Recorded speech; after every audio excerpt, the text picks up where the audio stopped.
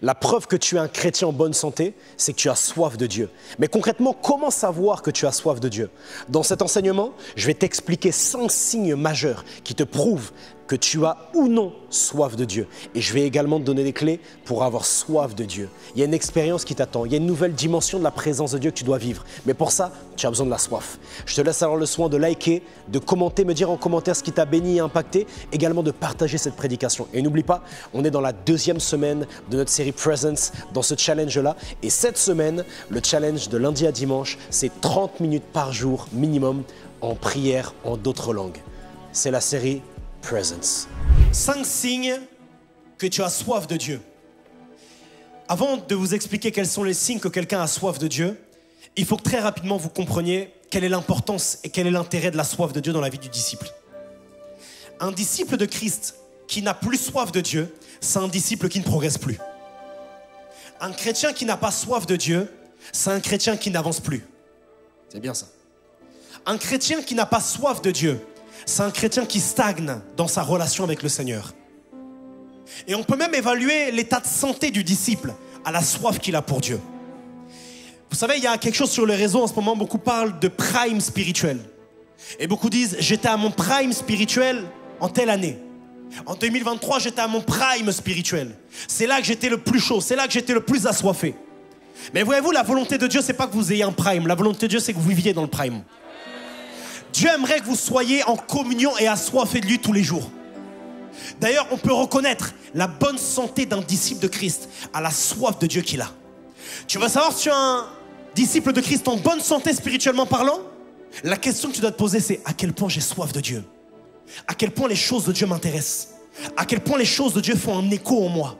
À quel point est-ce que j'ai un désir pour la parole de Dieu? À quel point est-ce que j'ai un désir de communier avec Dieu? À quel point est-ce que la communion avec Dieu me manque quand je ne le fais pas? À quel point est-ce que j'ai le somme quand je rate l'adoration au culte? Tiens, je te pose la question. Est-ce que quand tu arrives au culte et tu arrives en retard et tu as raté l'adoration, est-ce que ça te dérange ou pas? Il y a beaucoup de chrétiens qui vont à l'église pour satisfaire leur conscience chrétienne. Comme quoi, oui, c'est bon, je suis un bon chrétien, j'ai fait ce que Dieu me demandait, c'était venir à l'église. Dieu ne te demande pas seulement de venir à l'église. Dieu te demande de venir à l'église avec soif. Venir à l'église comme d'habitude, c'est pas venir à l'église, c'est venir au bâtiment. Venir à l'église, c'est venir dans la soif. Venir à l'église, c'est venir dans un désir. C'est venir avec une volonté, c'est venir avec une foi. Une soif. La soif que Dieu est là et Dieu va me toucher, Dieu va faire quelque chose pour moi. Venir à l'église sans soif, c'est venir au bâtiment. C'est venir à la salle.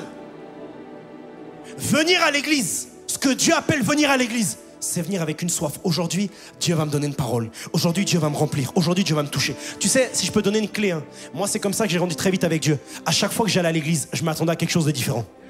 Parce que le truc, c'est que vous venez à l'église, vous partez, vous dites « Oh, mais le culte n'était pas puissant. » Mais vous êtes venus sans attente. Vous êtes venus sans attente. Dieu est le Dieu qui répond aux attentes. Dieu est le Dieu qui répond aux attentes. Mais tu viens par habitude. Tu viens par habitude, tu viens parce que c'est dimanche, il faut bien venir à l'église. Oui, tu as raison, il faut bien venir à l'église. Mais il y a une dimension de ton être qui a besoin d'une révélation de Dieu dimanche. Fais le test. Dimanche prochain, viens dans la soif. Écoute-moi bien, je veux dire quelque chose. Quand bien même l'église organise un programme qui ne correspond pas à l'expérience que tu veux vivre, ta soif peut provoquer cette expérience. J'explique. On peut avoir un culte de témoignage où en fait pendant 2 heures les gens viennent raconter leur rencontre avec Christ. Pendant un témoignage, la présence de Dieu descend sur toi, tu vis quelque chose. Frères et sœurs, un assoiffé peut reformer le programme. Jésus avait un programme, c'était de passer. Mais il y avait une femme qui avait une perte de sang de 12 ans. Elle était assoiffée. Elle a reformé le programme de Jésus. Frères et sœurs, elle a reformé le programme de Jésus. Jésus s'est arrêté, elle l'a touché, Jésus s'est arrêté, elle a dit mais qu'est-ce qui s'est passé? Le programme a changé. On devait aller là-bas mais le programme a changé. Frères et sœurs, il s'agirait que quelqu'un d'entre vous ici fasse changer le programme de l'esprit par la soif. Le Saint-Esprit peut changer de programme. Il n'avait pas prévu de te toucher tel jour. Mais il y a une telle soif. Un jour quelqu'un m'a donné une parole. Il m'a dit Rémi, Dieu m'a dit de te dire, il avait prévu ceci pour toi. Mais Dieu a vu ta soif, alors il étend ce qu'il a prévu. Une des plus grandes grâces que Dieu peut te faire, c'est de donner la soif. « Quand un homme a la soif, il a le chemin vers Dieu. quand un homme a la soif, il a le chemin vers Dieu. Le chemin vers Dieu est tracé dans la Bible. Jésus dit, nul ne va au Père, nul ne va à moi si le Père ne l'a attiré. Il dit ensuite, je suis le chemin, la vérité, la vie. Il dit ensuite, vous me chercherez, vous me trouverez si vous me cherchez de tout votre cœur. Mes frères et sœurs, ça c'est le chemin, on le connaît. Mais sans la soif, on ne peut pas emprunter ce chemin. Si je veux aller au Maroc, je dois prendre l'avion ou le bateau. Si je veux aller dans la présence, si je veux aller en intimité, il n'y a qu'un seul moyen de transport, c'est la soif. Frères et sœurs, la soif a la capacité de vous prendre là et de vous amener dans les profondeurs de Dieu que vous n'imaginez même pas. La soif, la soif. Et tu sais, je veux dire quelque chose. Il y a tellement peu d'assoiffés que les assoiffés, Dieu les gâte. Tu sais, c'est quoi la récompense d'un assoiffé? C'est le Dieu qu'il cherche. C'est quoi la récompense d'un assoiffé? C'est le Dieu qu'il cherche. Il y a tellement peu d'assoiffés que quand Dieu en trouve un... Et tu sais, moi si j'ai une mission ici, dans l'église, c'est pas d'abord d'avoir une grande église, c'est pas seulement de gagner des âmes et autres. Moi j'ai une mission et je sens ça deep dans mon esprit, c'est de former des vrais assoiffés. Pourquoi former des vrais assoiffés? Parce que ce sont les disciples qu'il mérite. Ce sont les disciples qu'il mérite. J'ai posé une question tout à l'heure au culte précédent. Quels sont les disciples que Jésus mérite? Toutes les divinités ont des disciples. Les faux dieux ont des disciples. Vous les connaissez. Toutes les religions ont des disciples, des croyants, des gens qui suivent. Mais parmi toutes les divinités et tous les faux dieux, il n'y en a aucun qui a donné son Fils unique. Nous, de un, c'est le vrai Dieu. De deux, c'est le chemin, la vérité, la vie. Mais en plus de ça, il a fait quelque chose pour nous. Quels sont alors les disciples que lui mérite? Si les autres faux dieux ont des disciples qui renoncent à leur vie pour poursuivre ces faux dieux, nous là, ce Dieu-là, quel disciple il mérite? Et je pose une question qui va nous piquer tous ensemble. Est-ce que je suis le disciple qu'il mérite d'avoir? Et moi, c'est une question que je me pose. Ah, misère. C'est une question que je me pose. Quel disciple il mérite? Il mérite des assoiffés. Un Dieu accessible mérite des assoiffés. Si Dieu était inaccessible et irréel, je comprendrais que les disciples de Christ soient pas assoiffés. Mais la réalité du terrain, c'est quoi? C'est que Christ est accessible et réel. Autrement dit, chaque être humain né nouveau peut accéder à lui. Comme chaque être humain né nouveau peut accéder à lui, alors il mérite des personnes qui ont soif. Il mérite des personnes qui vont vers lui. C'est ça le type de disciple qu'il mérite. La soif, la soif, la soif. Sans ça, tu ne le trouveras jamais. Tu trouveras Dieu de l'église, mais tu ne trouveras pas ton Dieu. Tu connaîtras, tu auras entendu parler de lui, mais tu ne connaîtras pas ton Dieu. Tu n'auras pas quelque chose d'intime avec lui qui transcende ton être. Sans la soif, tu ne le trouveras pas. Tu ne le trouveras pas. Tu sais pourquoi tu ne le trouveras pas? Parce que tu ne le chercheras pas. Parce que sans soif, on ne peut pas le chercher. Tu sais, la Bible dit, vous me chercherez, vous me trouverez si vous me cherchez de tout votre cœur. Il faut que tu saches c'est quoi chercher pour Dieu. Parce que des fois, on peut penser que non, j'ai prié, donc je l'ai cherché. Dans ce cas-là, les musulmans cherchent Allah. Dans ce cas-là, les bouddhistes cherchent Bouddha. Chercher, c'est bien plus que prier. C'est quoi chercher Dieu? Il y a un enseignement qu'il faut que je fasse sur ça, je pense. Sur c'est quoi chercher Dieu. Dans Ésaïe 60, je sais plus, c'est en 26 je crois, je sais plus c'est quoi le verset, si on peut me l'afficher, le verset que j'ai mis tout à l'heure. C'est Ésaïe qui parle et il dit, mon âme en moi te cherche dans la nuit, mon esprit en moi te cherche. Tu vois, c'est quelque chose, mon âme te désire pendant la nuit, mon esprit te cherche au-dedans de moi. Mais c'est quoi chercher Dieu? Chercher Dieu, c'est lorsque tout ton être est dirigé vers une chose. Il faut que je le connaisse plus. Il faut que je le connaisse plus. Je ne le connais pas assez. Ce que je vis avec lui, c'est pas assez. J'en ai marre d'entendre les gens raconter ce qu'ils vivent avec Dieu. Et moi, je ne vis rien. Les gens au culte sentent la présence. Les gens disent Dieu m'a dit, Dieu m'a dit. Moi, Dieu m'a dit quoi? Les gens racontent des révélations. Moi, je lis la Bible et c'est sec. Je ne comprends rien. Tu vois cet état-là, tu peux le quitter. Mais tant que tu t'énerves pas, c'est ça la soif aussi. C'est des fois une sainte colère. Tant que tu t'énerves pas, tu sais, moi la soif a démarré aussi à un moment donné, lorsqu'un frère m'a posé une question. Un frère m'a dit, c'est qui le Saint-Esprit pour toi? Moi j'ai dit, ben, t'es bizarre, c'est l'Esprit de Dieu. Pourquoi est-ce qu'il y a quoi d'autre à savoir? Et le frère me disait, oui, oui, c'est ce que la Bible dit. Mais qu'est-ce que tu vis avec lui? Et à ce moment-là, je me suis rendu compte que je ne vivais rien avec lui. Et ça crée en moi une frustration, une sainte colère. Parce que ça, la soif, c'est une sainte colère, c'est une frustration. La soif, c'est un état dans le cœur où tu reconnais qu'il y a une carence de Dieu. Tu n'as pas assez de Dieu. Pourtant, tu es disciple comme tout le monde. Pourtant, tu as la Bible comme tout le monde. Tu as le Saint-Esprit comme tout le monde. C'est ça la soif. Et la soif, elle a des signes. Comment savoir que la soif est là? Comme j'ai dit, c'est la preuve d'une bonne santé spirituelle. Parce que quand quelqu'un est en bonne santé, il mange. Souvent, on dit que beaucoup manger, c'est un signe de bonne santé. Bon, avec équilibre. Mais quand quelqu'un est à l'hôpital ou quelqu'un est malade, il ne mange pas. Il n'a pas faim. Pourquoi il n'a pas faim? Parce que... Je ne sais pas. Pourquoi il n'a pas faim, Clara, tes médecins? Quand quelqu'un est malade, il y a beaucoup d'énergie qui est dépensée pour combattre la maladie. Donc du coup, ça coupe la faim. D'accord. Mais peut-être que c'est ça. Tu dépenses beaucoup d'énergie pour d'autres choses. Peut-être que tu dépenses beaucoup d'énergie pour d'autres choses. Tu sais, quand Dieu se révèle à quelqu'un, le but de Dieu, c'est qu'avec la personne, il y a une alliance. Et c'est que les deux se suivent et s'attachent toute la vie. Et se découvrent toute la vie. C'est ça le plan de Dieu.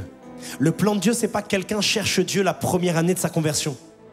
Le plan de Dieu, c'est que quelqu'un cherche Dieu durant toute sa vie chrétienne. Le verset qu'on vient de lire, c'était Ésaïe 26, pas Ésaïe 1. Ésaïe 26. Le monsieur était déjà prophète. Le monsieur était déjà prophète. Le monsieur était déjà loin. Mais il dit, mon esprit au-dedans de moi te cherche. Mon âme te désire. Comment ça se fait que des fois l'âme désire autre chose? Ou comment ça se fait des fois que l'âme ne désire pas lui parce qu'elle désire autre chose? Tu sais, les gens attendent d'avoir la soif de Dieu avant de laisser d'autres désirs. Ça peut pas. C'est pas comme ça. Il faut d'abord prendre la décision de laisser d'autres désirs. Et là, il y a une place vacante pour la soif de Dieu. Comment savoir que tu as la soif de Dieu? Premièrement, la passion et la quête continue de sa présence. La passion et la quête continue de sa présence. La passion et la quête continue de sa présence. Est-ce que ça te frustre que de ne pas vivre plus de Dieu? Est-ce que ça te frustre? Tu peux me répondre? Tu vois l'état où tu sens pas que ça te frustre, tu sens pas que ça te dérange, c'est parce qu'il n'y a pas la soif. Quand la soif est là, il y a un dérangement en toi. Il y a un dérangement. Tu peux tout avoir. Tu peux avoir une bonne relation avec la famille. Tu peux avoir des finances. Tu peux trouver un mari, une femme. Tu peux avoir une belle voiture. Tu peux réussir et être un succès. Mais au-dedans de toi, il manque quelque chose. Et j'écoutais une prédication d'un homme de Dieu qui racontait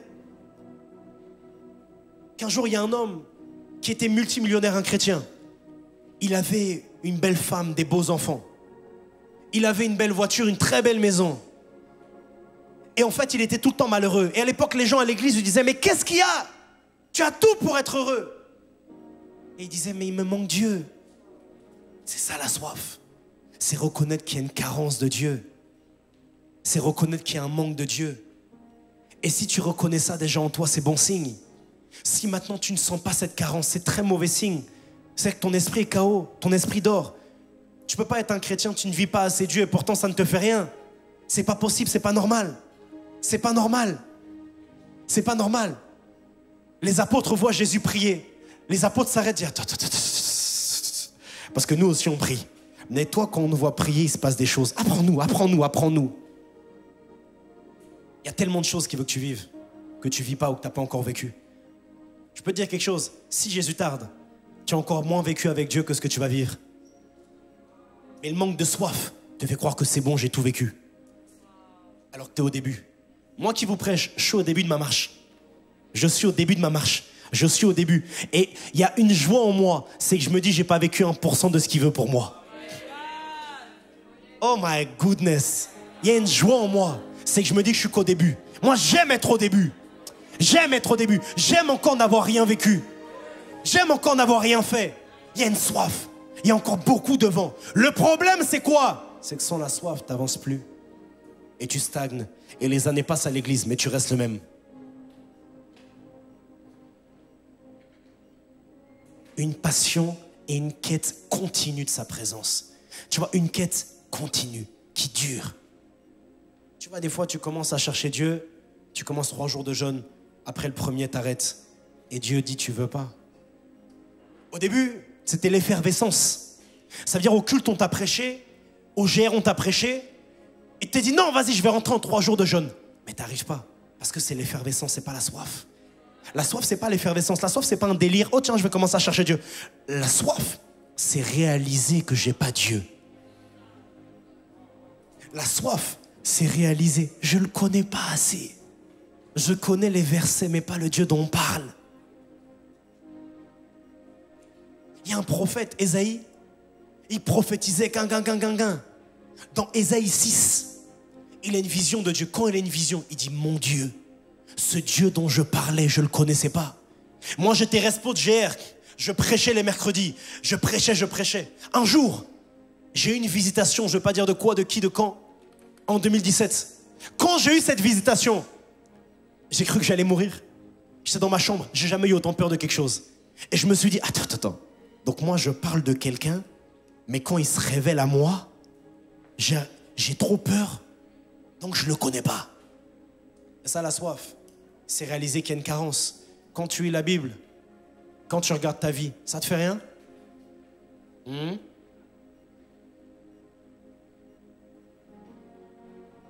La passion et la quête continuent de sa présence. En 2016, j'avais tellement soif de Dieu. Et je cherchais tous les moyens. Tu sais, surtout notre génération, il y a vraiment quelque chose de très fort. Il y a une ambition dans la génération qui est terrible.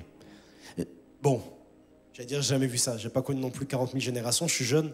Mais notre génération, tout le monde veut être riche.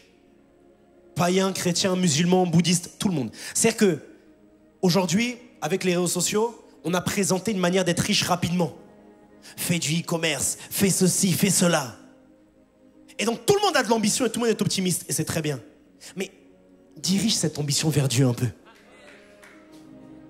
Et en 2016, chercher Dieu. Et tu sais, quand tu veux être riche, tu tapes des trucs bêtes sur Internet. Comment être riche? Comment devenir millionnaire en 5 ans? Et moi, je voulais le connaître. Et j'ai commencé à regarder, je regardais des prédications à gauche, à droite. Un jour, un homme de Dieu parle. Il dit, si tu veux que Dieu te parle, et Dieu ne te parle pas assez, dors sur le sol. Et j'ai commencé à faire ça en 2016. J'ai commencé à dormir sur le sol. Ma mère me voyait le matin, elle me disait, mais pourquoi tu dors par terre? J'ai dit non, j'ai trouvé une disquette. J'ai dit non, c'est parce qu'en fait, pour me réveiller, en fait, je tombe du lit, et donc du coup, je préfère être là dès... Non, je cherchais Dieu. Et j'étais comme Samuel dans 1 Samuel. J'avais une petite lampe, et je méditais. Et je jeûnais. Pourquoi? Est-ce qu'il faut dormir par terre pour trouver Dieu, Pasteur? Pas du tout. J'avais juste vu une prédication de Dieu qui disait, tu veux entendre la voix de Dieu? Dors par terre. Il continue après. Hein. Ça se trouve même qu'il a dit, c'est une blague. J'ai juste coupé. J'ai dit, c'est bon, j'ai pris ma décision. Et j'ai commencé à jeûner, et dormir par terre. Le dernier jour, je me réveille à 4 h du matin. Et j'entends une voix qui me parle. Une voix audible. Le dernier jour de ce jeûne-là où j'étais par terre. 2016. J'entends une voix audible qui me parle. Qui me parle d'un de mes amis, 4 h du matin, d'un de mes amis à l'école, et qui me dit, j'ai un plan pour lui, Il y a 9 ans. Tu vois, moi, quand je me suis converti, j'étais un pied dedans, un pied dehors. Mais à un moment donné, j'ai pris une décision. Et j'ai été radical. Ton problème, c'est que tu n'es pas radical. Ton problème, c'est que tu es hésitant. Parce que tant que tu ne te donnes pas tout entier à Christ, c'est qu'il y a une partie de toi ailleurs. Tu es hésitant. Tu n'as pas totalement soif de lui parce que tu as encore soif d'autre chose. Mais tu ne te rends pas compte que ces choses vont rien te donner. Luc chapitre 4, Matthieu chapitre 4, est-ce que tu peux me mettre s'il te plaît? Quand Jésus va jeûner, la Bible dit que Satan va venir le voir. Et regarde ce que Satan va lui dire. Le diable le transporta encore sur une montagne très élevée, lui montra tous les royaumes du monde et leur gloire. Et il lui dit, je te donnerai toutes ces choses si tu te prosternes et m'adores. Reviens au verset 8. Qu'est-ce que Satan donne si on le suit? Tous les royaumes du monde et leur gloire. Tu vois, j'aime bien leur gloire. Il ne dit pas tous les royaumes du monde et la gloire. Il dit tous les royaumes du monde et leur gloire. Autrement dit, la gloire de ces royaumes. Va maintenant dans Jean, le verset là dans Jean 14. Jean 14, je crois que c'est Jean 14, 27, je ne sais plus. Voilà. Je vous laisse la paix, je vous donne ma paix. Je ne vous donne pas comme le monde donne. Tu vois, quand Satan apparaît à Jésus, Satan lui dit, si tu te prosternes et m'adores, autrement dit, si tu me suis, je te donnerai tous les royaumes du monde et toute leur gloire. Nous, lorsqu'on se prosterne et l'adore, il nous donne un autre royaume et une autre gloire. Regardez, quand on se prosterne devant le diable, quand Satan va apparaître devant Jésus, il lui dit, si tu te prosternes, je te donnerai tous ces royaumes que tu vois et toute leur gloire. Mais Christ promet à celui qui le cherche le royaume de Dieu et la gloire de Dieu. La gloire de Dieu, c'est autre chose. La gloire de Dieu, c'est pas la fame du monde, mais c'est l'expérience dont ton être a besoin. Et c'est l'expérience la plus puissante que tu peux vivre sur la terre. La soif de Dieu. Le premier signe qu'il y a la soif de Dieu, c'est la passion et la quête de sa présence. Quelqu'un comme Moïse, le monsieur a déjà tout vu. Le monsieur a vu la mer séparée en deux. Mais le monsieur va quand même dire à Dieu, fais-moi voir ta gloire. C'est quoi cette soif qui dure? C'est quoi cette passion pour Dieu qui dure? C'est quoi cette passion continue? Certains d'entre nous, on n'a encore rien vécu, pourtant on a déjà plus soif. Et voici quelqu'un qui a tout vécu. Et tu sais, je vais te dire quelque chose. Deux choses même. La première des choses, c'est que des fois, le fait que les chrétiens n'ont pas soif, c'est pas la faute des chrétiens, c'est la faute des prédicateurs. Parce que ce ne sont pas des prédicateurs qui donnent la dalle, la soif. Qu'est-ce que Dieu fait alors pour régler ça? Dans une génération, il choisit des personnes, il leur fait vivre des choses, et après il leur dit, allez, parlez. Et ils vont et ils parlent. Et quand on les entend, on dit, quoi? Donc on peut vivre Dieu comme ça? Tu sais, derrière ta soif, il y a le salut des générations. Derrière ta soif, il y a le discipolat, la formation de beaucoup. Un jour, je forme quelqu'un, la personne me parle après, me dit, avant de t'écouter, je ne savais pas qu'on pouvait être aussi proche de Dieu. Tu vois, si maintenant toi, tu ne payes pas le prix de la soif et d'aller chercher Dieu, il y a quelqu'un qui ne réalisera jamais qu'on peut être proche de Dieu comme ça. Un jour, le pasteur Benyin va à la réunion de Kathryn Kuhlman. Il était chrétien, il priait en langue. Il avait même déjà eu une apparition de Jésus. Et il arrive à la réunion de Kathryn Kuhlman. Et elle pointe son doigt comme ça. Il dit son long doigt tout fin. Et elle dit, n'attristez pas. Le Saint-Esprit, il est tout ce que j'ai de plus précieux. Bénin rentre à la maison. Quand il rentre à la maison, il est dans le bus. Il est avec ses amis parlent pas. Mais lui, il est focus. Tu vois, des fois, il faut qu'il y ait ça. Moi, j'étais le genre, quand je quittais ici, il y avait des fois où mes amis qui me parlaient, je disais, désolé, là, je dois être concentré. Tu vois, prioriser la présence de Dieu. Et il rentre chez lui, quand il rentre chez lui, il se met à genoux, il dit, mais Saint-Esprit, on a parlé de toi, tu es qui en fait? Je pensais te connaître. Tu vois, il faut qu'on devienne ce genre de personne. Quand on parle de Dieu, même des chrétiens vont chercher Dieu. Et Bénin a commencé à parler, Kathryn Kuhlman, parler d'elle. Mais il ne l'a jamais vue avec ses yeux, à part là. Il lui a jamais parlé. Aujourd'hui, Bénin, il dit que sa mère spirituelle, c'est Kathryn Kuhlman. Ils n'ont jamais parlé. La seule fois où il l'a vue, c'est là. Ça veut dire que cette dame-là, elle dégageait une telle soif. Le monsieur a dit, jusqu'au retour de Jésus, c'est mon leader. Il ne lui a jamais parlé. Il l'a vu qu'une fois. Waouh! Tu vois comment la soif rend inspirant? Je t'expliquais quelque chose. Quand tu cours après le monde, tu es juste comme tout le monde. Quand tu cours après le monde, tu es comme tout le monde. Tu n'es pas exceptionnel. Tu es, excuse-moi de dire ça, c'est nul d'être comme ça. En fait, tu fais comme tout le monde. Tu n'as rien de spécial. Tu es banal. Tu fais comme tout le monde. Tu aimes le monde. Mais tout le monde aime le monde. Sois différent. Va à contre-courant. Arrête d'être comme tout le monde. Arrête de vouloir être comme tout le monde. La vie chrétienne, c'est pas être comme tout le monde. La vie chrétienne, c'est devenir de plus en plus différent. La vie chrétienne, c'est pas devenir de plus en plus pareil. Non, mais il faut plaire. La vie chrétienne, c'est devenir de plus en plus différent. Voilà pourquoi quand quelqu'un vous dit vous êtes différent, en vrai, entendez, vous êtes disciple. Un non converti qui dit que je suis différent, il est en train de marquer et d'attester le fait que je suis disciple. La vie chrétienne, c'est pas une vie où on commence à être comme le monde. La vie chrétienne, c'est une vie, écoutez, progresser en Christ, c'est être de plus en plus comme lui et de plus en plus, à contrario, au monde. Et ça, être chrétien, c'est chercher des choses différentes. Quand le monde fait l'impudicité, la Bible dit fuyez l'impudicité. Quand le monde vole, la Bible dit ne volez pas. Quand le monde tue, la Bible dit ne tuez pas. Mais au niveau de mes désirs, au niveau des désirs, qu'est-ce que la Bible dit? La Bible dit ayez soif de Dieu. La Bible dit dans Colossiens 3:1, aspirez aux choses d'en haut, où Christ est assis à la droite de Dieu le Père. Aspirez aux choses d'en haut. Le mot aspirer, c'est le mot grec zélo, qui veut dire brûler de l'intérieur, désirer ardemment les choses d'en haut. Moi, je pouvais faire des veillées. Jusqu'à 7h du matin, je regardais le prophète Robert Angel prophétiser. Mais je ne suis pas prophète, mais c'est les choses d'en haut. Demandez à ma femme, elle est là. C'est les choses d'en haut. C'est les choses d'en haut. Oh, Paz, j'ai vu que tu aimes beaucoup les trucs de l'onction, c'est parce que c'est ton appel. C'est les choses d'en haut. Mais c'est la puissance de Dieu, c'est les choses d'en haut. C'est ce Dieu-là que tu vas retrouver, mon gars. Oh, mais ils lisent beaucoup la Bible. C'est les choses d'en haut. C'est les choses d'en haut. La passion et la quête continue de sa présence. Durant la veillée qu'on va faire, je vais raconter énormément d'expériences. Je vais tout raconter. Je vais prendre toute ma vie chrétienne et je vais juste raconter année par année tout ce que j'ai vécu.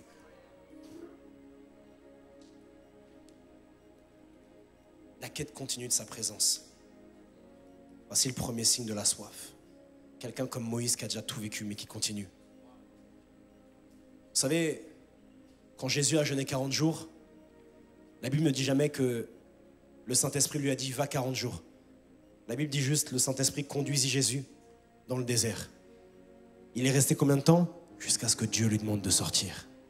Tu vois ce type de jeûne, ce type de consécration, où en fait, Dieu te dit seulement commence, mais pas quand tu finis. Tu vois, et je pense que le désir de Jésus, c'était j'arrête quand je l'ai trouvé. C'est ça, chercher Dieu. Chercher Dieu, c'est mettre fin à sa quête quand on a trouvé ce qu'on cherchait. Quel est le deuxième signe de la soif de Dieu? C'est la vitesse de ta croissance spirituelle. Le deuxième signe que tu as soif, c'est la vitesse de ta croissance spirituelle. Il est impossible que d'être un assoiffé et de ne pas grandir vite. C'est impossible. C'est impossible. Quand quelqu'un a soif de rentrer dans la vie active, il quitte l'école à 16 ans et il va commencer à travailler. Parce qu'il a soif de rentrer dans la vie active. La soif. La preuve de ta soif, le deuxième signe de ta soif, c'est ta croissance spirituelle. À quel point tu grandis vite avec Dieu. Les années passent. Tu ne connais toujours pas les versets. Tu n'as toujours pas fini la Bible. Les années passent. Tu luttes toujours avec les mêmes choses. Ton caractère n'a pas bougé un peu. Il y a un manque de soif. Quand il y a la soif, on va vite. Est-ce que tu peux mettre Jean chapitre 4 pas chapitre 4, pardon, chapitre 20, dès le verset 1.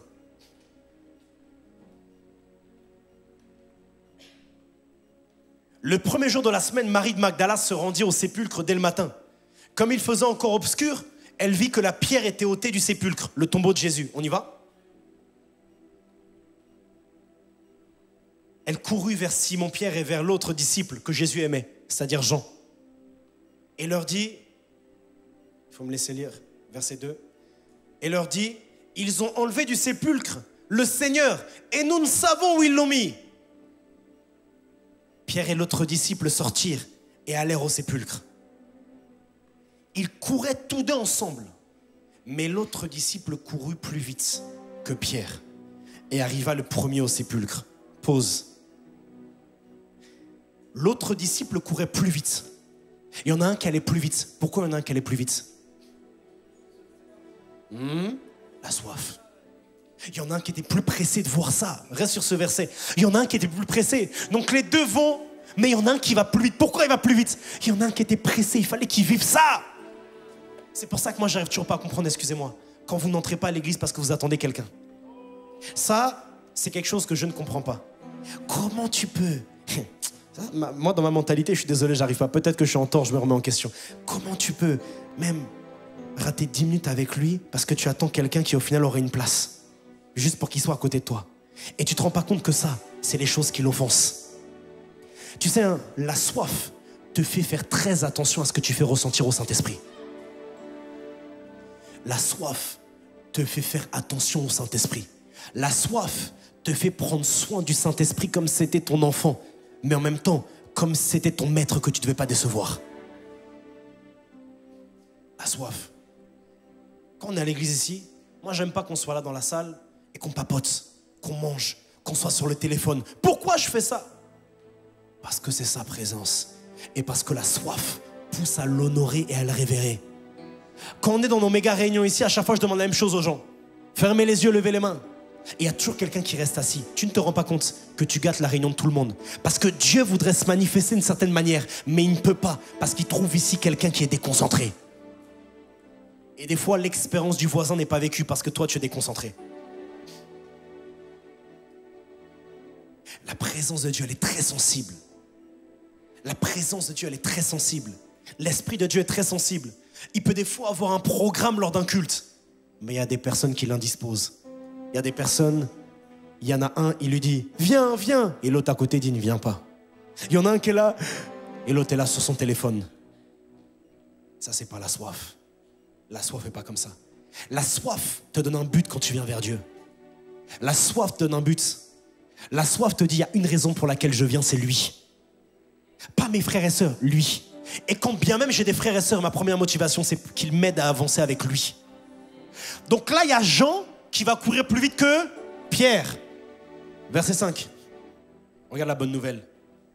S'étant baissé, il vit les bandes qui étaient à terre, cependant il n'entra pas. Jean, il n'entra pas. Vas-y, 6. Simon-Pierre qui le suivait arriva et entra dans le sépulcre. Ça veut dire que Jean et Pierre vont partir au même moment. Jean va aller plus vite parce qu'il avait plus soif. Donc il va arriver le premier, mais il ne va pas oser entrer dans le tombeau. Pierre va arriver après, peut-être qu'il avait moins soif. Mais la bonne nouvelle ici, c'est que tu peux avoir moins soif que quelqu'un finalement aller même plus loin. Parce qu'au final, Pierre, lui, va entrer dans le tombeau tandis que Jean n'osait pas. Moi, j'aime cette histoire.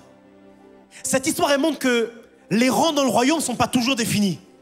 Quelqu'un peut être allé plus vite là, toi, tu viens derrière, tu le vois devant, tu dis, mon Dieu, il va plus vite.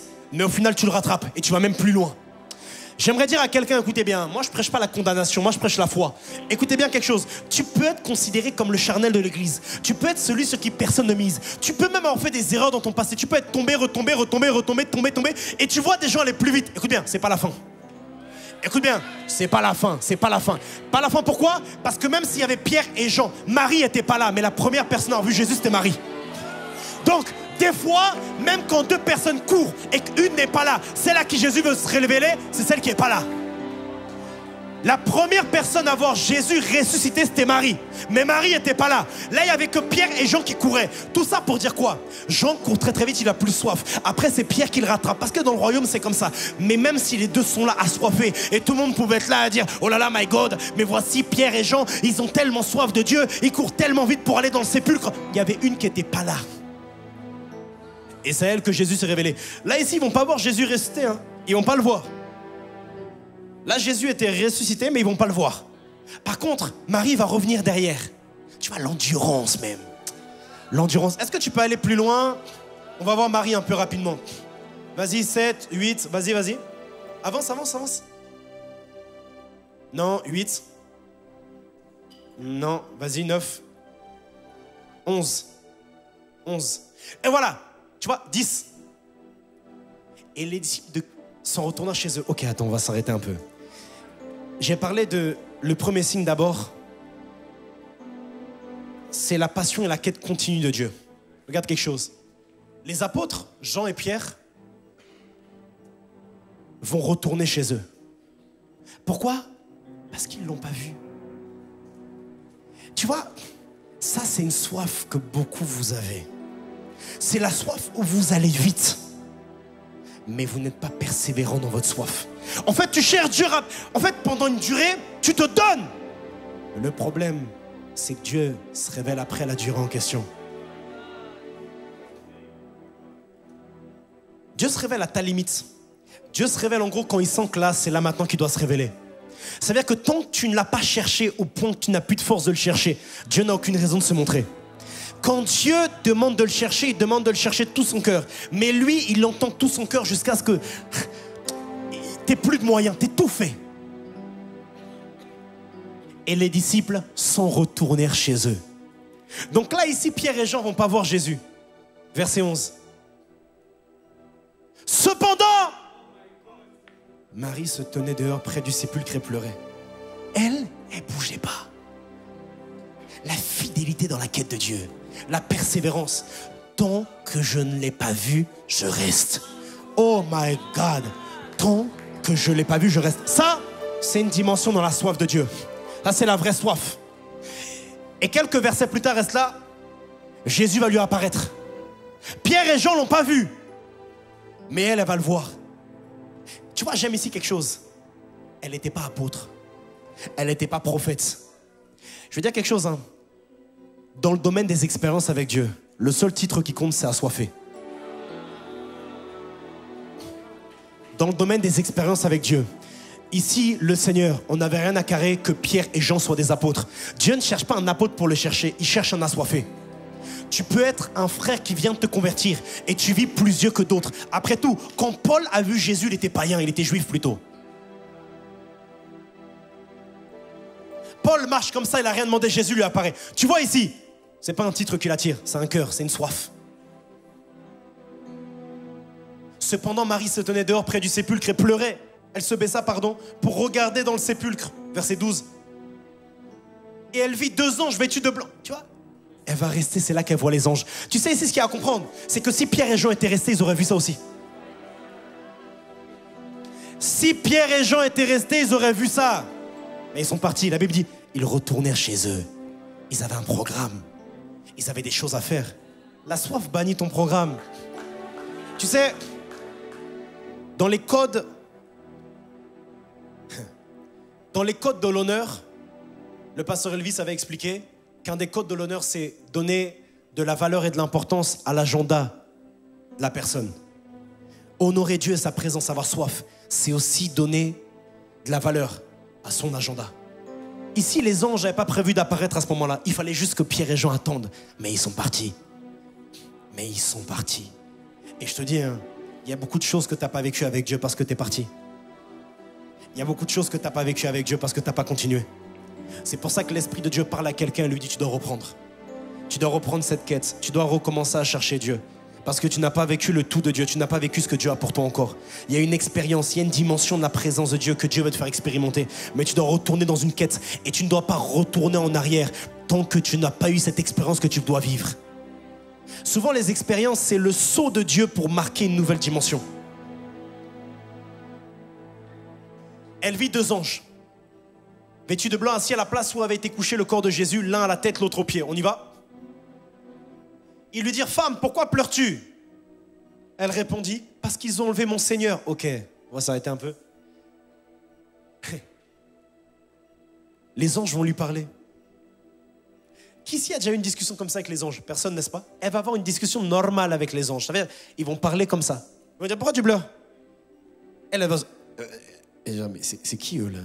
Ils sont grands, ils sont habillés en blanc comme ça, c'est quoi? C'est quoi? Elle va dire, pourquoi tu pleures? Elle va dire, ils ont enlevé mon Seigneur. Et je ne sais où ils l'ont mis. On y va? En disant cela, elle se retourna et elle vit Jésus debout. Mais elle ne savait pas que c'était Jésus. Waouh! Est-ce que tu imagines que Pierre et Jean devaient vivre ça? Tu sais, je suis convaincu que Jésus voulait apparaître à Pierre et Jean parce qu'ils vont devenir les leaders majeurs de l'église primitive. Vas-y, la suite. Jésus lui dit, femme, pourquoi pleures-tu? Qui cherches-tu? Elle, pensant que c'était le jardinier, lui dit, Seigneur, si c'est toi qui l'as emporté, dis-moi où tu l'as mis et je le prendrai. Vas-y. Jésus lui dit, Marie. Elle se retourna et lui dit en hébreu, Rabouni, c'est-à-dire maître. Mais regarde ici ce qu'il y a à comprendre. Pourquoi quand elle voit Jésus de dos, elle croit que c'est le jardinier, mais quand elle l'entend parler et l'appeler Marie, elle reconnaît que c'est lui? Vous me direz, le timbre de la voix? Pas possible, parce qu'il lui a parlé, elle n'a pas reconnu. Pourquoi quand il dit Marie, c'est là qu'elle le reconnaît? Le mari ici, je suis sûr que c'est pas vraiment Marie, il devait avoir un surnom. En fait, il devait avoir une manière de l'appeler qui fait en sorte qu'elle a capté directement, c'est lui. Il lui parle, elle entend le timbre de la voix, mais elle ne reconnaît pas. Mais là, il dit Marie, d'un coup, il dit ah, c'est lui, Rabouni. C'est comme si moi, j'appelle Gabriel, je dis mon crack. Ou j'appelle Ethan le phéno. Ah, c'est les surnoms, moi, je leur donne. Donc, ils vont savoir que c'est moi. Tu vois, le timbre de la voix, on peut être beaucoup ici à parler, tu ne peux pas capter. Mais il y a des surnoms, si je te donne, tu vas savoir que c'est toi. Regarde l'intimité qu'elle avait avec lui. Tu sais, chacun sa révélation de Dieu. Moi, ma révélation de Dieu, ou une des révélations de Dieu, c'est le Dieu qui veut être intime avec toi plus que toi, tu veux être intime avec lui. Et ici, le verset nous le montre. Je ne sais pas si tu imagines le truc en fait. Je ne sais pas si tu comprends ce que ce verset veut dire. Marie, elle se retourna et lui dit en hébreu Rabouni, c'est-à-dire maître. Regarde ce qu'elle fait au verset 17. Jésus lui dit, ne me touche pas. Pourquoi il dit ne me touche pas? Pourquoi il ne fallait pas qu'elle touche? Parce qu'en fait, il devait aller présenter le sang, etc. Bref, pourquoi il dit ne me touche pas? Parce qu'à votre avis, quand elle a dit Rabouni, elle a fait quoi? Elle a couru vers lui pour l'enlacer. Jésus, le Fils de Dieu, le Créateur de l'univers. On peut l'enlacer? Si maintenant elle va vouloir l'enlacer, c'est qu'elle avait l'habitude de faire ça. Quoi? Christ, le Fils unique de Dieu, le Messie, on peut lui faire ça? On peut l'enlacer? Imagine ce qu'on peut vivre avec lui. Imagine ce qu'on peut vivre avec lui. Psaume 62, verset 12, regardez. Un verset pour moi qui me témoigne tellement de la soif. Dieu a parlé une fois, 2 fois j'ai entendu. Tu vois, ici c'est un verset de la soif. C'est un verset de la soif, pourquoi? C'est un verset des gens qui valorisent la parole de Dieu et Dieu. C'est un verset des gens qui n'écoutent pas seulement une prédication une fois. Ici, il dit, Dieu a parlé une fois, 2 fois j'ai entendu. J'ai écouté le culte et j'ai écouté le replay. Dieu a parlé une fois, 2 fois j'ai entendu. Ça, c'est le verset des gens qui vont plus loin. C'est le verset des gens qui vont plus loin. C'est le verset des gens qui cherchent plus loin, qui étendent le truc plus loin. Le 2e signe de la soif, c'est ta croissance spirituelle. Le 3e signe, un désintérêt du monde et un respect extrême pour Dieu et sa présence. Un désintérêt du monde. Un désintérêt du monde et ses choses. La soif de Dieu, elle étouffe l'intérêt pour le monde. La soif de Dieu, elle étouffe l'intérêt pour le monde. Le 3e signe, c'est un désintérêt pour le monde et un respect total pour la présence de Dieu. Et tu sais, il y a un personnage que j'aime beaucoup ici, c'est Daniel. La Bible dit en parlant de Daniel que on va mettre une loi dans la nation. Et on va dire, vous n'avez pas le droit de prier un autre Dieu que la statue, si je ne me trompe pas, de Nebuchadnezzar. Et Daniel était un homme de prière. La Bible dit que 3 fois dans la journée, il rencontrait Dieu dans la prière. Et on va dire, si tu pries, on va donner une règle, une loi. Si les 30 prochains jours, vous priez un autre Dieu que la statue de Nebuchadnezzar, on vous tue. Et Daniel va entendre ça. En gros, on va lui dire, pendant 30 jours, tu ne pries pas. Tu vois, si toi, on dit, pendant 30 jours, tu ne pries pas, sinon on te tue. Mais certains n'ont même pas besoin qu'on vous dise ça. Hein. Si on dit, pendant 30 jours, tu ne communies pas avec Dieu, sinon on te tue. Tu vas dire, oh, ouais. Dieu m'appelle à avoir une longue vie, il faut être sage, il faut être sage, il faut être sage. Daniel, lui, la Bible dit qu'il va même ouvrir les fenêtres. Et la Bible dit que 3 fois dans le jour, il va se présenter devant Dieu et prier. C'est pour ça qu'on va le mettre dans la fosse au lion, tous ces trucs-là. Il va se présenter devant Dieu 3 fois par jour pendant 30 jours. Certains vous auraient dit, mais attends, si pendant 30 jours il ne faut pas prier, bon Seigneur, je ne prie pas 30 jours, après je te demande pardon. Lui, il a dit, j'ai soif de lui, c'est vital pour moi. Communier avec lui, c'est vital. Je te pose la question, la communion avec lui, à quel point c'est important pour toi? Est-ce que tu dors bien quand tu n'as pas communié avec lui? Est-ce que tu sens la paix? Est-ce que tu ne sens pas une culpabilité? Est-ce que tu ne sens pas que tu as manqué quelque chose? Est-ce que tu sens pas qu'il t'a manqué quelque chose? Est-ce que tu sens pas que t'es passé à côté de quelque chose? Est-ce que tu te sens heureux quand t'es pas uni à lui? Est-ce que tu te sens bien quand t'as péché? Est-ce que tu te sens bien quand tu sens pas sa présence? Est-ce que tu te sens bien quand tu l'as attristé? Est-ce que tu sens ça? Ça, c'est un signe de la soif. Quand tu sens que tu as attristé le Saint-Esprit, tu t'en veux.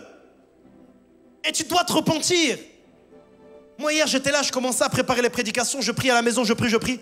Et à un moment donné, je ne sens pas la présence de Dieu. Et je vais commencer à repentir des trucs, même, je ne sais même pas. Je dis, mais qu'est-ce que j'ai fait? Je dis, Seigneur, je ne sais pas, dis-moi, qu'est-ce que j'ai fait? Il faut que je me confesse, c'est quoi? J'ai besoin de ça. Le désintérêt du monde et le respect pour sa présence. Respecter sa présence, c'est un signe de soif. Respecter sa présence. Vous savez pourquoi on a déjà vécu ici des réunions de gloire, etc. Parce qu'il y a un respect de sa présence. La présence de Dieu. Comment est-ce qu'on peut être dans la présence d'un grand roi et on se comporte plus mal que si on aurait été en face d'un homme sur la terre? Comment est-ce qu'on peut, certains, le président Emmanuel Macron vient ici, tu te lèves directement. Par contre, dans l'adoration, tu es assis. Tu te rends pas compte, hein? Tu te rends pas compte. C'est une maladie, il y a un problème, c'est très grave, c'est très grave. Quand on adore le roi des rois, tu t'assois. Si le président vient, tu vas même te mettre à genoux devant lui. S'il vous plaît, s'il vous plaît, s'il vous plaît. J'ai une situation, là, j'ai une amende. Est-ce que vous pouvez me débloquer ça? Alors qu'il y a un Dieu ici qui débloque tout. Mais c'est celui-là qu'on honore moins que des hommes. Oh Dieu, ne nous laisse pas honorer un homme plus que toi. Oh Dieu. Mais le problème, c'est quoi? Pourquoi est-ce qu'on n'arrive pas à l'honorer lui plus que des hommes? Parce que lui, vous ne le voyez pas. Mais tu ne le vois pas parce que tu n'as pas soif. Tu ne le vois pas parce que tu n'as pas soif. La soif ouvre des yeux. En fait, la soif, t'expliquais ce qu'elle fait. La soif te donne tellement envie de le voir que tu commences à l'apercevoir. La soif te donne tellement envie de le voir. Tu sens que c'est vital pour toi de le voir. Alors tu commences à t'imaginer. Non, certainement Dieu est là. Et des fois, tu es là, tu dis, mais est-ce que j'ai vu un ange? J'ai senti quelque chose? Est-ce que c'était un ange? Est-ce que c'était vraiment la présence de Dieu? Et tu te convaincs que oui, parce que tu as tellement envie. La soif. Comment un homme peut venir ici? Comment le président peut venir ou un quelconque ministre? Et on l'honore, on l'honore, on l'honore. Et ce grand roi, on ne l'honore pas. Comment on peut faire ça? Comment on peut faire ça? Comment on peut faire ça? On est dans la maison de Dieu. Pendant la prédication, on dort. On est dans l'adoration, pendant l'adoration, on envoie des snaps, on envoie des coups de téléphone, on fait toutes ces choses. Et ça, c'est votre génération. Moi, je ne me mets pas dans ça. Ça, c'est votre génération. Parce que moi, quand je me suis converti, Snapchat venait de commencer à être à son prime. Mais nous, il n'y avait pas autant de choses. Et moi, je vous le dis, votre génération, c'est très chaud, c'est très compliqué. Que Dieu vous fasse grâce. Parce que c'est très compliqué. Vous êtes tellement habitués à voir votre tête sur TikTok. Moi, c'est pas ma génération TikTok. Hein. Moi, je vais là-bas TikTok, je poste mes vidéos, je prêche l'évangile, je me barre. Mais ça, c'est votre génération. Vous êtes tellement habitués à être sur votre téléphone. Vous ne vous rendez pas compte. Vous allez arriver au ciel devant un Dieu que vous ne connaissez pas. Non, je vais redire. Vous allez arriver au ciel devant un Dieu que vous ne connaissez pas. Pourtant, vous connaissiez tous les TikTok de tout le monde. Le temps que Dieu donne à un homme sur la terre, c'est pour qu'il le cherche.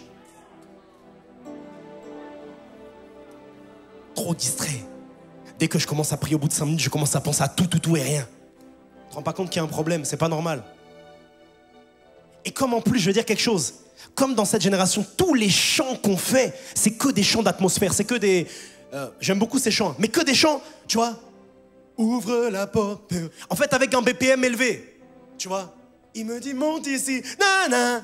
Nous, quand on s'est convertis, nos chants, c'était que tes vives eaux. Va vivre une expérience sur ça. Et on vivait des choses. Pourquoi? Parce qu'on était concentrés sur ça. On n'adorait pas l'atmosphère. Et c'est marrant parce que Dieu m'a parlé de ça hier. Il m'a dit de l'adorer lui plus que l'atmosphère. Tu sais, je vais dire quelque chose. Des fois, on est tellement habitués à avoir que des... On a l'impression qu'en fait, Dieu est que dans ça. Alors que dans l'Ancien Testament, la Bible dit qu'il y a un... Élie était devant une grotte. Il y a un tremblement de terre. La Bible dit, Dieu n'était pas dedans. Après, la Bible dit, il y a une tempête. Dieu n'était pas dedans. Après, il y a eu un grand feu. Dieu n'était pas dedans. Et la Bible dit, après le feu, un murmure doux et léger. Moi, je sais pas vous, mais à la maison, moi, j'aime pas être là juste... il me dit, monte ici. Hey, ya. Moi, j'aime pas ça. Bien sûr, des fois, il faut avoir des temps où on prie en langue. Mais des fois, le Saint-Esprit n'est pas comme ça. Enfin, le Saint-Esprit est très... C'est comme ça qu'il est. Adorateur de l'atmosphère, de l'ambiance ou de lui. Et je vais même dire quelque chose pour les musiciens et les chantres. Des fois, hein, vous croyez que vous adorez Dieu alors que vous adorez la musique. En fait, vous aimez tellement... Non, je suis sérieux, je m'en fous, moi. En fait, vous aimez tellement la musique que des fois, vous êtes là, vous êtes là... En fait, tu lèves pas les mains, c'est la musique. Si c'était Beyoncé qui chantait, t'aurais levé les mains aussi. Et ça... Non, mais... Je suis très sérieux, il faut faire très attention. Des fois, on pense que non, l'atmosphère est trop là et tu es un chanteur, tu dis non, l'atmosphère est trop là. C'est faux, c'est juste que musicalement, c'est très bien. Juste que musicalement, c'est très bien, mais ça ne veut pas dire que Dieu est là. Il faut qu'on adore Dieu. Dieu, lui. Un jour, on va au Canada avec l'apôtre en 2019. On va dans l'église de Vécu. Et on entend digne. Tu peux me jouer ça? Digne. Nanana, tu es si grand. Avec l'apôtre me parle, il me dit waouh, mais voici une église où on adore Dieu, pas l'atmosphère, Dieu. Mais cette présence, il faut la connaître et la comprendre. On ne peut pas tout chanter. Un assoiffé a des chants. Moi, il y a des chants, si je les chante ici, je vais pleurer. Elia, Elia, Elia. J'attendrai jusqu'à ce que ta gloire descende. Tu vois, et même un vrai assoiffé qui a eu des expériences avec Dieu, ça lui rappelle des choses. Moi, ça me rappelle la veillée de 2015, quand on était à la Vernon, avec le pasteur Benjamin, le peu Alexandre, le peu Julien et tous les gens. On était là-bas, on était des jeunes, on était fatigués quand on rentrait de la veillée. Nos têtes tapaient le bus comme ça, mais on allait dans la soif. Et c'est là-bas que j'ai eu ma première vision spirituelle. Ma première parole de connaissance, ma première prophétie, c'était là-bas en 2015, il y a 10 ans. Elia, Elia. Et ça me rappelle, j'ai continué à chanter ça à la maison dans ma chambre. Et le jour où je rentre de la veillée dans ma chambre, dans un coin de ma chambre, j'ai eu une apparition, je dirais pas quoi. C'est ça la vie chrétienne. J'attendrai jusqu'à ce que ta gloire descende. J'attendrai jusqu'à ce que ta gloire... Elia... Elia, ça veut dire... C'est Élie, ça veut dire mon Dieu est l'éternel. Elia, ça veut dire mon Dieu est l'éternel. Elia, oh moi j'attendrai, oui jusqu'à ce que ta gloire descende. Oui moi j'attendrai, oh jusqu'à ce que ta gloire... Elia, mon Dieu est l'éternel, mon Dieu est Yahweh, et c'est lui que je veux chercher. Oh, je t'en supplie, mets ta soif dans mon cœur, et fais de moi quelqu'un qui te cherche. Fais de moi un chercheur de Dieu, Elia. Elia, Elia, c'est le temps de répandre ton cœur devant Dieu.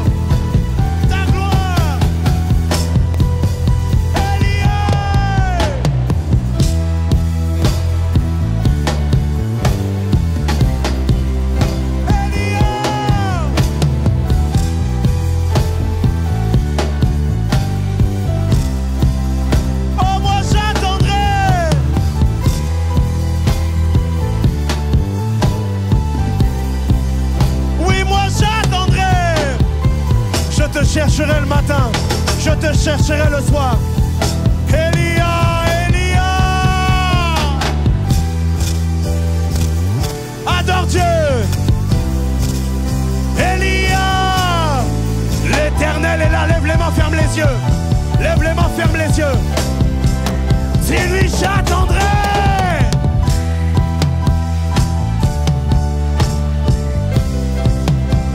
J'attendrai.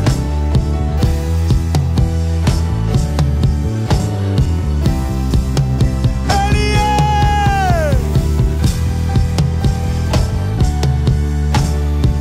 Seigneur, reçois notre adoration, Elia. Les mots sont simples, mais il veut dire quelque chose de fort. J'attendrai.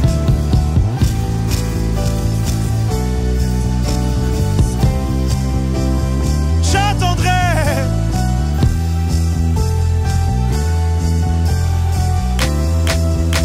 Elia. Ça veut dire mon Dieu est l'éternel. Mon Dieu est l'éternel. Je n'ai pas d'autre Dieu que toi. Je n'ai pas d'autre abri que toi. Je n'ai pas d'autre réconfort que toi. Oh, moi j'attendrai, oui, moi j'attendrai, Père. J'attendrai jusqu'à ce que ta gloire descende. Je te chercherai jusqu'à ce que ta gloire descende, mon Père.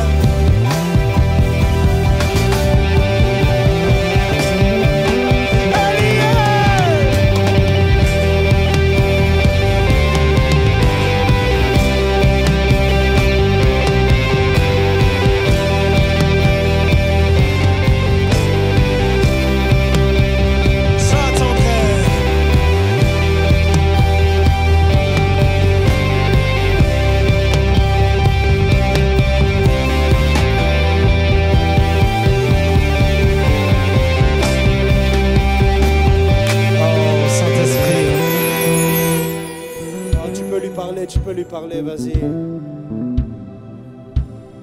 Oh Saint-Esprit, j'attendrai jusqu'à ce que ta gloire descende.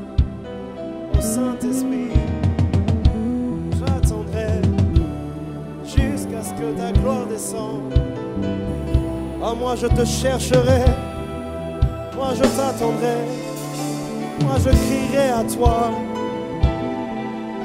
moi je te chercherai. Fais de moi un chercheur de Dieu. Fais de moi un chercheur de Dieu. Fais de moi un passionné de Dieu. Fais de moi un amoureux de Jésus. Fais de moi un passionné de la présence de Dieu. Fais de moi un passionné de Jésus-Christ. Fais de moi un amoureux. Fais de moi un adorateur de Dieu seul, de ta personne, de ta personnalité, de ton caractère, de ton identité. Je veux t'adorer, je veux te prier, je veux te suivre, je veux vivre pour toi.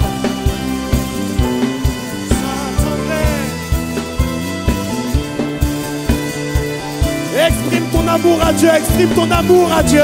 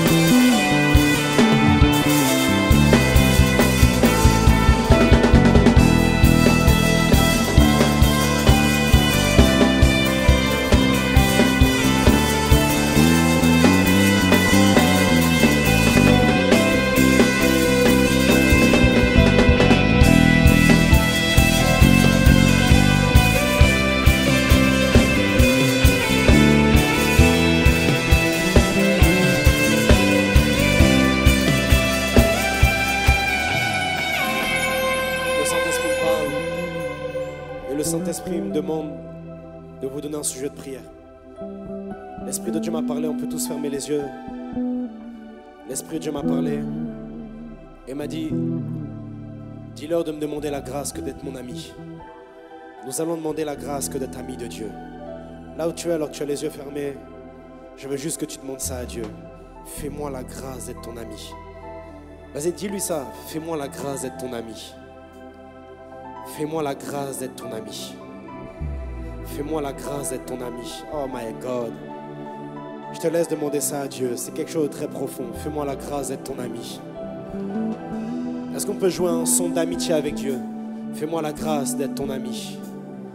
Demande-lui cette grâce, il va te la donner. Ah. La présence de l'Esprit de Dieu est là. Ah, fais-moi la grâce.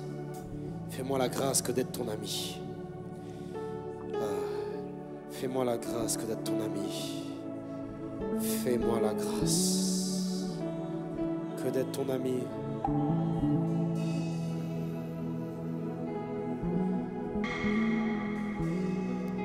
Mon âme a soif de toi.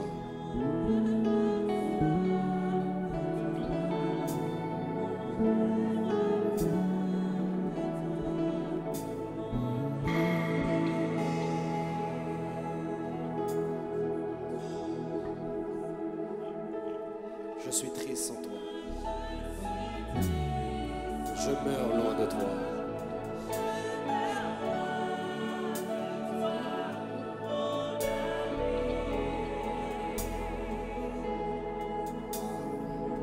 Tu peux dire, mon âme a soif de toi. Mon cœur a faim de toi. Mon ami.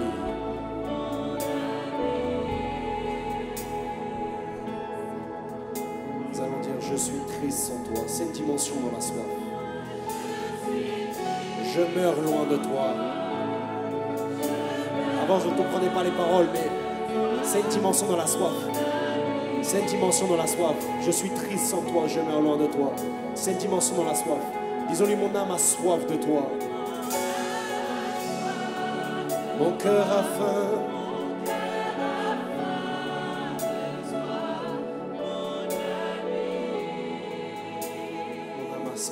Mon cœur a faim, mon cœur désire plus. Je suis triste sans toi, oh Dieu. Je meurs loin de toi.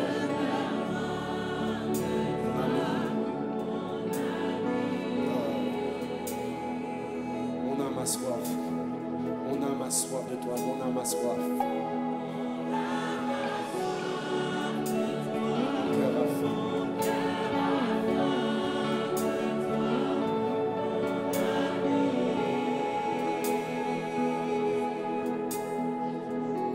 Je suis triste sans toi. Je meurs loin de toi. Mon ami. Ferme les yeux, ferme les yeux. Mon âme, mon âme, mon âme. Ferme les yeux.